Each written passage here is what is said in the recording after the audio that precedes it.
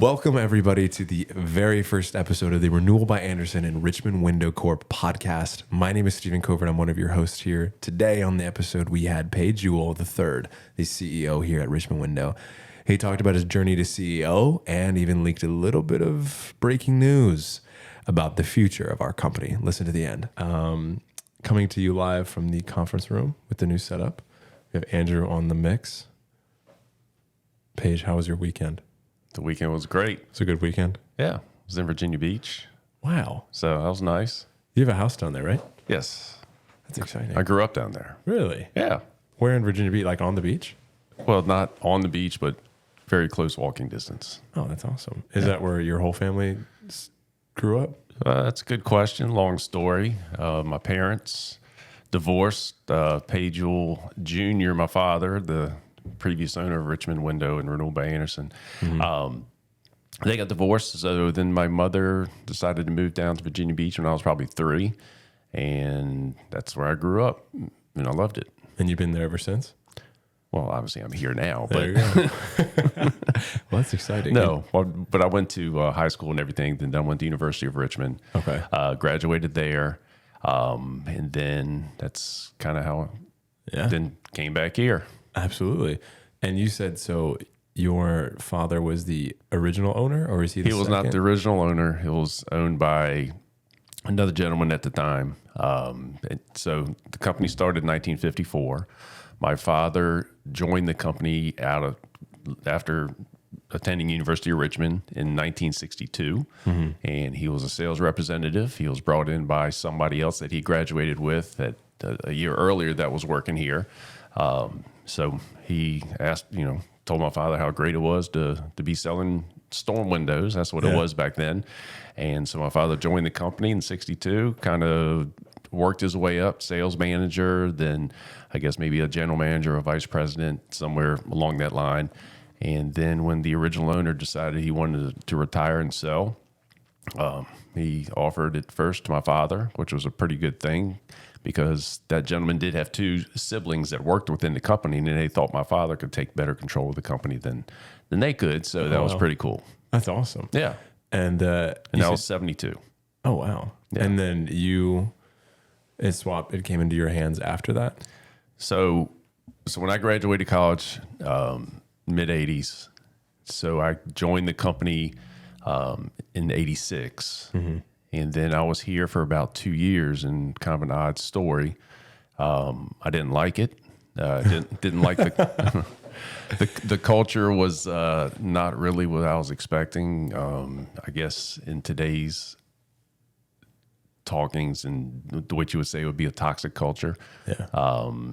Especially just kind of like towards me, being the owner's son coming in. So I actually quit the business. So my start point, I don't even consider that small portion of being with Richmond Window. So I actually left, and I went back home to Virginia Beach and interviewed for some jobs and did a couple things down there, just trying to figure out exactly what I wanted to do. And then my father approached me again because he wanted me to be part of it. And he said, why don't we do this? Why don't we open up a small office in Virginia Beach? You can run it. Because he knew that's what I wanted to do, have aspirations to do something like that. And so we opened up basically a 2-person place down there, just very small, just me. And I had another guy as a sales rep. I went through a few of them. Then I had a small little telemarketing room of 4 people that were making outbound calls, setting all the leads. And then, so I did that for about 2.5 years. And just kind of got my feet wet with management. Now, albeit at a very small scale, but I knew how to do something on a very small scale and kind of be able to scale that up. I kind of learned the ways to be able to do that. And I'm still in contact with, we'd still have sales meetings in Richmond. So I got to see the workings. So I'd be in Richmond 1 or 2 days a week. And then I met my future wife.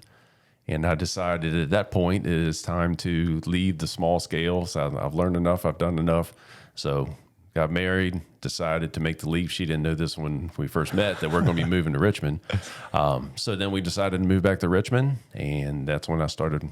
That's October 1st of 1988 is my official time that I opened up the office in Virginia Beach. So that's what I say is when my career started here. And then it was summer of 1991 when I came back up here. Wow. So That's awesome. And Yeah. when you started with the small scale at Virginia Beach, what was important to you to kind of rewrite what you experienced at the last branch? Like moving forward, where was your mindset for eliminating the previous culture that you experienced? Well, I just wanted something I could just put my own footprint on, So I did, obviously I had to do, I couldn't buck the trends. I mean, it was still one corporation. I still had to do everything, but I kind of did it my own way. And I was basically just responsible for sales and handling the telemarketing team. So, all the production and everything was still coming out of Richmond. So I didn't really have to worry about that part so much. It's just sales and marketing, just doing it my way. And I think I learned and listened to a lot of Zig Ziglar tapes, and if anybody knows who that is, but read his books, Sales Guru, and then I was ready to roll after that. I don't think I've ever listened to Zig Ziglar, unfortunately. Well, it's highly recommended. It's old school, but it's motivating. I'm going to check them out. And so the culture was obviously really important to you. Right. So the Virginia Beach branch went super well. I won't say super well. I mean, it's only as good as the people I have with me. I only had one other one. So if I had a weak link there, then everything was not working too well. And a lot of the burden came on me. So it went well enough for me to cut my teeth and, make it profitable. Right. Absolutely. That's awesome. I mean, I'm sure starting at that small scale first was huge practice. Oh, yeah, it was huge practice. Yeah. There was a lot riding on my shoulders because everybody was looking at me and saying, how's he going to do down there? Right. A lot of people thought I might flounder. Who knows? Yeah. And when, so you're obviously, your father was a huge supporter of that Virginia Beach branch. Right. And then was he excited that you came down here to take over? Yeah. I mean, I basically said, I'm getting married and I want to move back to Richmond and, grow that part. Yeah. Go in the main company. So we basically just shut Virginia Beach down. We still service, we still have, appointments and we had customers we had to take care of. Right. But basically the physical presence was gone. Oh, wow. And what do you think, what would you think his perspective would be on this current branch? I think he'd be truly amazed. Really? When I came back to Richmond, that office did a little bit under $1 million. Oh, wow. I think there might have been 9 employees. I think we maybe had 2 subcontracting crews. And when I came back, I didn't really know that the dire straits, we had like 9 or 10 jobs on the board. I mean, jobs that needed to be installed. Right. So I was like, all right, It's game time. It's crunch time. We got to get stuff going. Yeah. So there's a sense of urgency. And so I just went out there and worked. I mean, I did a lot of knocking doors, trying to get leads, customers and things like that. We didn't have that many salespeople. I did have Lynn Burnett, who was instrumental in the company. He was here way before I was. He was the vice president. So he was there, so we could kind of work together and get this thing going again. Yeah. So you did the groundwork too before getting a more managerial position. You did everything. I've never installed Windows. Oh, okay. Okay. I know how to do it. I can teach it, but I never did that. So I did help out with crews. So when I went out on job sites, helped the crews out, do the, go for stuff, go give me this, go give me that. Right. But I never did install. But then I got kind of indoctrinated in marketing. So basically I handled all the marketing within a year after I was there. Whether it's drawing up the ads, we didn't have any, there was no Adobe or anything like that. So I'd actually have to sketch it out and give it to the people and they'd run with it, the advertising agencies and whatnot. So you've done almost every facet, even the marketing. That's awesome. Yeah. I mean, and so then as we grew, so then we, like I said, 1 million, then, the next goal was I'm trying to get just to 2 million, then to 3, then to 4. Then we got that. And then we got to a point where, I was sales manager, marketing, and I'm still selling out in the field. And then, back in 2000, Renewal by Andersen contacted us and because they'd heard about our reputation in Richmond, and decided, they came by and asked us if we'd be interested. And when you hear the name Andersen, of course, you're going to be interested. But it was a very short visit. It was kind of vague. And I still remember the fella that came in. I still remember that day. He just kind of popped in. So we made a decision that, let's explore this a little bit further. So we went up to Minnesota, Cottage Grove, Minnesota, met with some people up there. And they kind of explained the program, which was very fresh and very new at the time. There wasn't that many dealers around the country.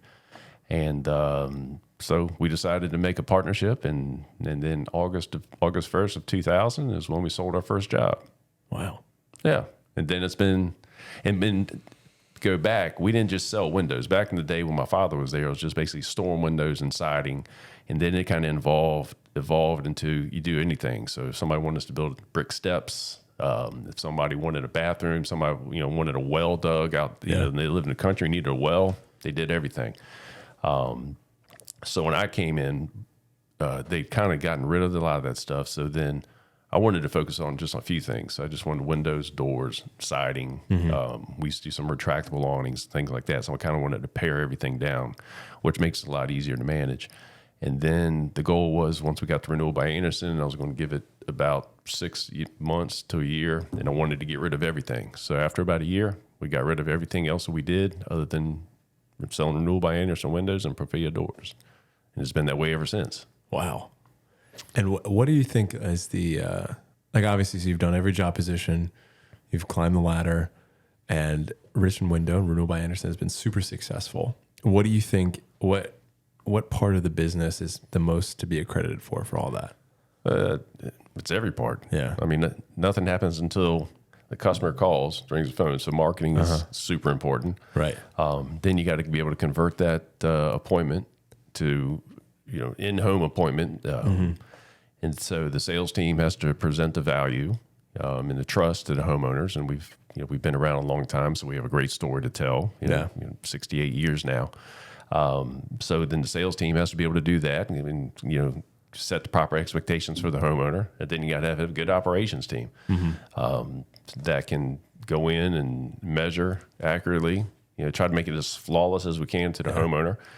We really, even though we have a lot of different systems nowadays and technology, the philosophy behind what we've done in the past is basically the same thing we're doing right now. It's just at a bigger scale. Right. Absolutely. And you mentioned at the beginning that, that trust was so important. Talk to me about what trust means to our company as a whole. Well, I mean, underneath the Richmond Window logo, our statement is building trust since 1954. So, we like I said, 68 years. So we've had a lot of repeat business, a lot of referrals. If you're not building trust within your customer base and also within the community, you wouldn't be here that long. Yeah. So trust is huge, not only for the homeowners, but also for the people that are working here.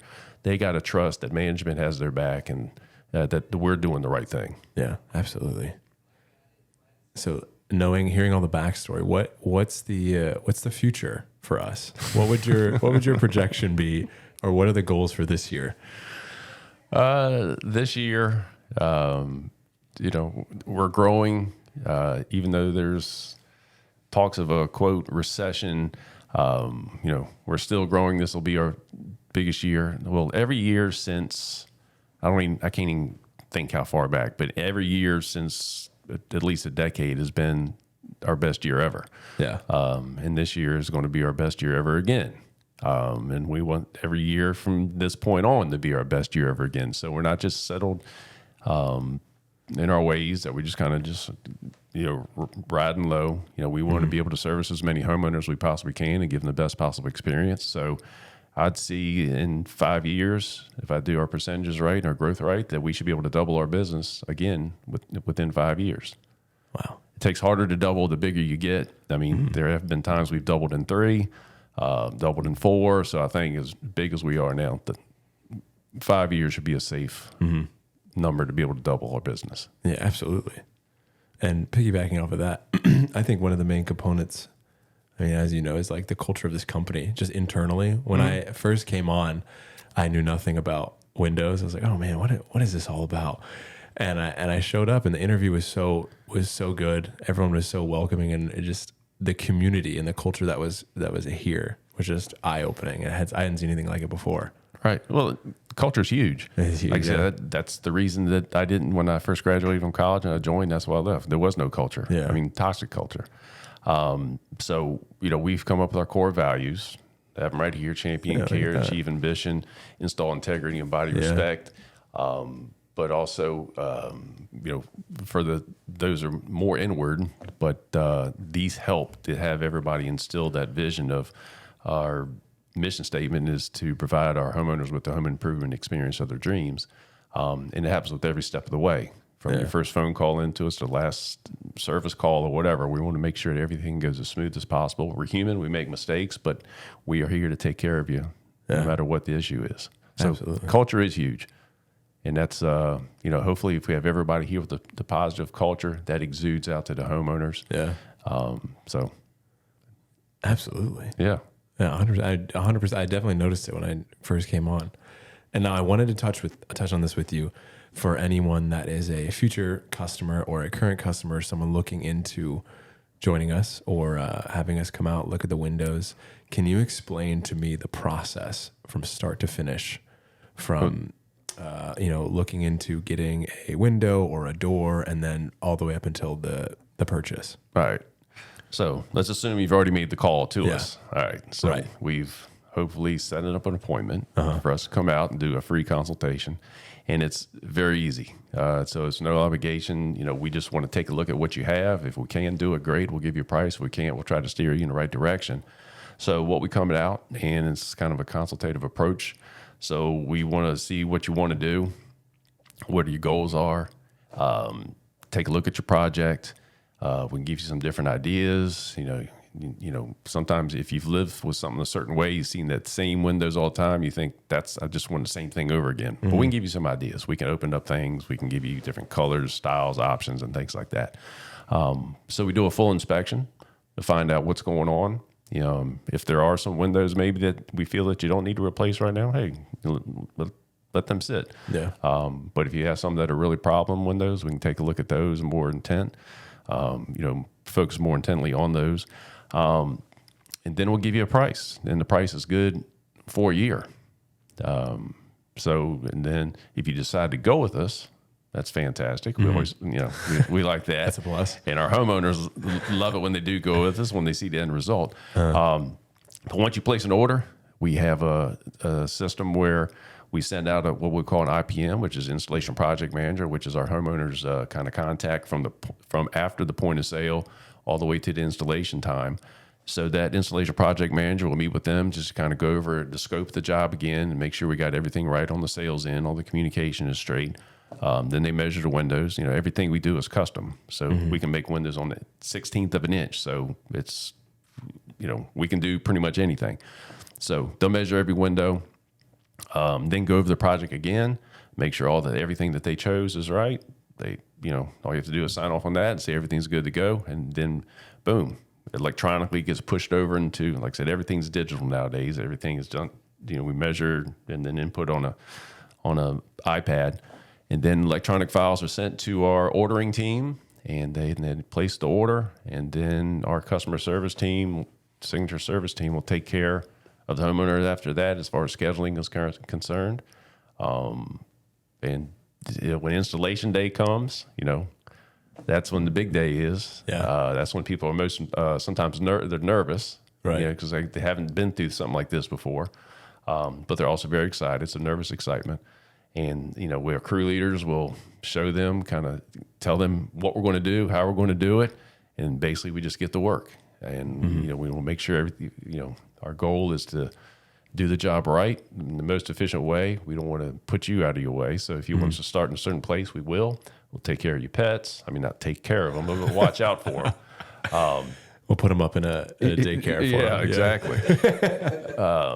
So then when the job is done, we do a walkthrough with the homeowner, with the installation crew. Then we actually do a handoff call. So the installation crew will call the office, and a representative from the office and the signature service customer care team will talk to the homeowner, just make sure everything met their expectations, and then we're there. Then we send you a survey, and You can survey and give us any comments that you want, and that's huge to us. That's how we grade everybody here. Is the comments, and obviously sometimes you may get a negative comment, but that only makes us stronger, and we can see what we need to do to improve. Absolutely. And to the listener has not already called us and is on the fence about even calling or getting a new window or door, what would you tell them right now? Well, I'll tell them right now, you're dealing with a company that's been 68 years in the business. We've seen everything. And right now, with Renewal by Andersen, we're the replacement window division of Andersen. And Andersen's been around since 1903.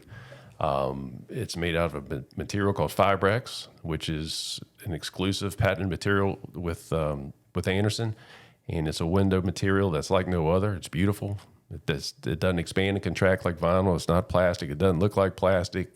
It's a lot stronger. It has a look and the feel of wood, that solid feel. Looks like a wood window when it's put on, but guess what? It's not wood. You don't have to maintain it. It's not going to rot. This is basically the end all be all for window materials. So you've got Richmond Window's expertise in the community. You've got the Andersens backing, like since 1903. That's 119 years of them making the best of the best windows. Then the Renewal by Andersen product itself is just fantastic. Yeah, I after I had interviewed, I came home and I told my dad, I said, "Yeah, I know it's Renewal by Andersen." He said, "Oh, Renewal by Andersen. It was more known than I ever imagined." He was like, "Oh, wow." And I was like, "I know they do. It's Richmond Window, right?" We have a huge, there's a very, very trusted name in the community for sure. Oh yeah, definitely. If Papa Cove is alarmed when I bring it up, it's good. That's awesome. Yeah. Well, that's all I pretty much have for this quick little segment. Okay. Thank you for coming on, Paige. This has been the episode 1, the test of the Renewal by Andersen and Richmond Window tentative title podcast. Before we go, to anyone internally listening, are there any announcements that we need, or is anything going on that you wanted to talk about? Well, I can bring up the sale, but other than that, there's always something going on. There's always something going on. As everybody knows, we've been working in 2 buildings. We've outgrown everything that we've had, and so we're kind of like squeezed in.